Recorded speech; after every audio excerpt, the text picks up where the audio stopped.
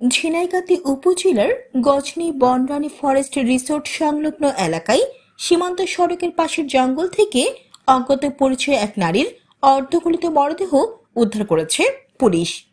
বুধবার সকালে স্থানীয় এক নারী মরদেহটি দেখতে পেয়ে এলাকাবাসী ও পুলিশকে খবর দিলে এই মরদেহ উদ্ধার করা হয়। পুলিশ জানায়, নিহত নারীর বয়স আনুমানিক ৩৫ বছর। মরদেহের গলায় গামছা পেঁচানো অবস্থায় পাওয়া যায়। মুখমণ্ডল বিবর্ণ হয়ে যাওয়ায় পরিচয় শনাক্ত করা সম্ভব হয়নি। তবে মরদেহের সঙ্গে থাকা একটি স্যামসাং বাটন মোবাইল, বাংলালিংক কোম্পানির দুটি সিম কার্ড এবং একটি চশমা উদ্ধার করা হয়েছে। প্রাথমিকভাবে ধারণা করা হচ্ছে ২ থেকে ৩ দিন আগে অজ্ঞাতনামা ওই নারীকে হত্যা করে জঙ্গলে ফেলে রাখা হয়েছে। জান্নাতুল আফসানা, চ্যানেল বাংলা।